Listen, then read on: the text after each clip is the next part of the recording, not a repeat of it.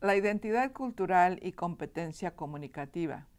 Utilizar la identidad cultural como acercamiento que pueda mejor ayudarnos a analizar la conducta de otros y decidir cómo hacer lo que es mutuamente competente. Spitzberg y Kupach señalan que la competencia comunicativa requiere motivación y conocimiento, así como destrezas para demostrar cuál conducta es apropiada y eficaz. La competencia comunicativa, cultural competence, es la habilidad demostrada para realizar la identidad cultural en una manera mutua, apropiada y eficaz. La competencia intercultural se torna un poco más compleja. La competencia intercultural, intercultural competence, es el esfuerzo de identidades culturalmente diferentes que se enfatizan en una situación en particular. Competencia intercultural ocurre cuando la identidad reconocida o avowal se combina con la identidad atribuida, ascription. Por ejemplo, si reconoces la identidad firme y franca de un norteamericano y tu pareja conversacional se reconoce ser respetuoso, no ser un firme vietnamita, entonces cada uno debe atribuir la correspondiente identidad a la pareja conversacional. Deben negociar juntos qué tipo de relación será mutuamente satisfactoria. Algún grado de ajuste y adaptación es usualmente necesario. Un problema común en la comunicación intercultural ocurre cuando las personas quienes se describen con la misma nacionalidad o etnicidad no comparten ideas acerca de cómo realizar una identidad y están en desacuerdo acerca de sus normas de interacción. Los chicanos en los Estados Unidos pueden diferir en la segunda y tercera generación de mexicoamericanos acerca de la necesidad de hablar español o llamar la atención a su herencia cultural. Sin embargo, entender la identidad que está siendo reconocida y atribuida y notar la intensidad con la que la identidad se reconoce nos permite entender por qué una identidad cultural en particular emerge como sobresaliente en situaciones particulares y por lo tanto qué factores nacionales y psicológicos están funcionando en la situación. Algunos beneficios del acercamiento de la identidad cultural en situaciones de interculturales comunicativas incluyen las siguientes. Podemos aceptar que todos los individuos tienen muchas identidades culturales potenciales que puedan surgir en una situación particular. Pedir información acerca de lo que es apropiado para identidad cultural es un instrumento eficaz en convertirse interculturalmente competente. Explicar lo que son sus propias normas de identidad cultural y qué efecto actuó de esa manera en particular también pueden ser una manera útil para aumentar el entendimiento de la otra persona y puede ayudar a desarrollar una confianza relacional.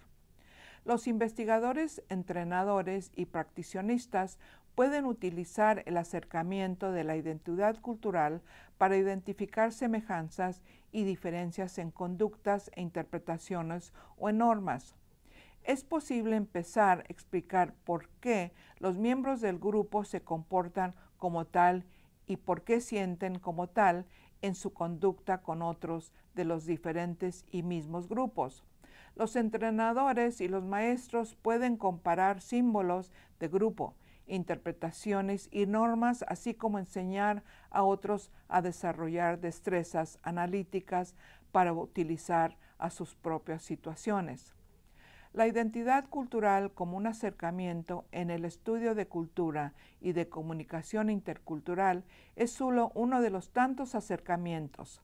Investigación continua, crítica y la aplicación examinará el mérito, el acercamiento. Con esperanza, el acercamiento al iniciado al principio del diálogo que continuará por a través de nuestras vidas. Americanos de Estados Unidos y mexicanos trabajando juntos. 5 conceptos troncales o básicos. Un hombre de negocios va a México y dice lo siguiente: yo estaba en desventaja cuando vine aquí a México porque yo no tenía la clase formación cultural. Es probable que todavía esté haciendo algunas cosas mal ahora. Cuando voy a reuniones de negocios, fui criado en una cultura donde simplemente sacas tus informes y empiezas a hablar sobre ellos, y eso no es lo que pasa aquí. Aquí hablas de familia y otras cosas primero. A menudo se me olvida esto y por lo tanto uno de mis colegas mexicanos me recuerda que estoy violando esa tradición diciéndome: así que, ¿cómo está tu perro? Cuando escuche esto, yo sé que supuestamente no debo estar hablando de negocios.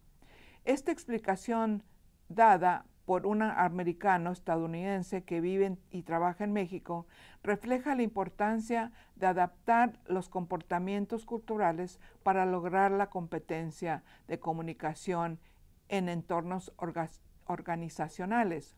Como administrador que fue trasladado a México hace más de 8 años sin ninguna formación intercultural, ha aprendido con dificultad que la falta de conocimiento de la cultura y habilidades afecta negativamente a las relaciones en la organización, los objetivos y la productividad. En esta explicación parece que todavía se esfuerza por dejar a un lado esa orientación norteamericana de let's get down to business, pongámonos en manos a la obra, con el fin de dar prioridad a las relaciones personales en reuniones con sus socios mexicanos. Aunque organizaciones americanas en los Estados Unidos son cada vez más dependientes de enlaces internacionales para competir en la economía mundial, muchos han sufrido fracasos a consecuencia de la formación directiva inadecuada del trabajo en el extranjero.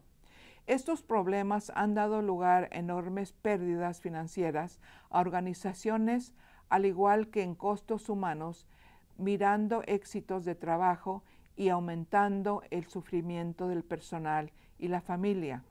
Estas experiencias internacionales demuestran que uno no puede simplemente exportar la manera norteamericana de hacer negocios a otros países. Más bien, el personal en organizaciones internacionales deben saber las historias, las culturas y las lenguas de las personas con quien van a trabajar. Lean detalladamente los ejemplos de la lectura acerca de las ramificaciones históricas de la NAFTA y otros ejemplos de compañías multinacionales. En un ambiente caracterizado por la ansiedad sobre los cambios económicos continuos, la necesidad de comprensión mutua y respeto es crítica, una manera para aquellos que no están familiarizados con la cultura mexicana. Para comenzar a entenderla, deben examinarse algunos de los conceptos culturales básicos que guían las relaciones de una organización. Desde luego, es esencial mantener presente que la diversidad que existe dentro de las dos sociedades, la norteamericana y la mexicana, y están relacionadas con clase socioeconómica, origen étnico, afiliación regional, género, ideologías personales y carácter.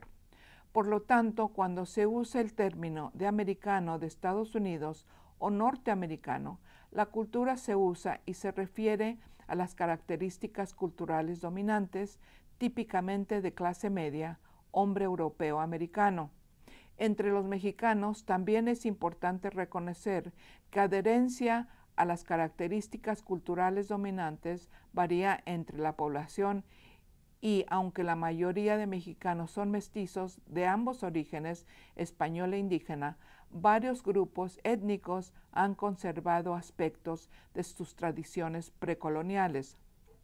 Las diferencias regionales y étnicas también afectan las estructuras de los negocios del día moderno.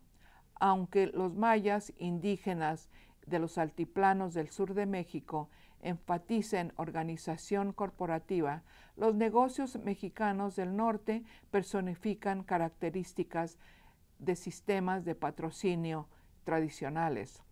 Diversidad, no obstante, muchos comportamientos que son típicos de modelos culturales dominantes en cada país proporcionan un punto de partida útil en el desarrollo de la conciencia intercultural. Estos modelos culturales compartidos han sido denominados como core concepts, conceptos básicos, que nos proporcionan conocimiento acerca de las culturas y las interacciones culturales apropiadas e inapropiadas en contexto y relaciones específicas.